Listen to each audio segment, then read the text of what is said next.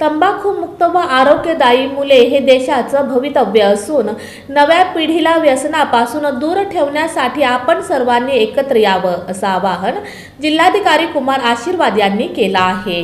तंबाखूमुक्त आरोग्यदायी मुलं या कार्यक्रमातून भविष्यातील पिढी तंबाखूमुक्त आणि आरोग्यदायी व्हावी या हेतूनं शालेय आणि गाव स्तरावर शिक्षण आरोग्य सलाम मुंबई फाउंडेशनच्या माध्यमातून जे कार्य सुरू आहे ते खरोखर कौतुकास्पद आहे असे जिल्हाधिकारी यांनी गौरवोद्गार काढले। या मिशनसाठी शिक्षण विभाग आणि सलाम मुंबई फाउंडेशन हे कार्यरत आहेत। जर शाळा तंबाखूमुक्त झाल्या तर समाज देखील तंबाखूमुक्त होईल हा माझा विश्वास आहे असं जिल्हाधिकाऱ्यांनी सांगितलं। तंबाखूमुक्त आरोग्यदायी मुले हे कार्यक्रमातून भविष्यातील पिढी तंबाखूमुक्त आणि आरोग्यदायी व्हावी या हेतूने शालेय आणि गाव स्तरावर शिक्षण आरोग्य सलाम मुंबई फाउंडेशनच्या माध्यमातून जे कार्य सुरू आहे हा कौतुकास्पद आहे।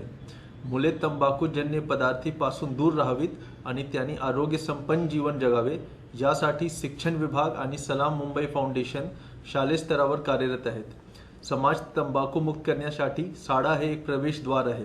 जर शाळा तंबाखूमुक्त झाल्या तर समाज देखील तंबाखूमुक्त होईल हा विश्वास आहे। शिक्षण विभाग मार्फत तंबाखूमुक्त आरोग्य संपन्न मुले हा कार्यक्रम महाराष्ट्र राज्यातील 36 जिल्ह्यात सर्व शाळांसोबत यशस्वीपणे राबविलेला आहे। सोलापूर जिल्ह्यातील 4719 शाळांपैकी 765 शाळा तंबाखूमुक्त शाळा म्हणून घोषित करण्यात आल्या आहेत। महाराष्ट्रातील सर्व युवक आणि समाज तंबाखूमुक्त व्हावा यासाठी आपण एकत्र येऊया आणि आपल्या शाळा तंबाखूमुक्त करूयात असं आवाहन जिल्हाधिकारी आशीर्वाद यांनी केलं आहे।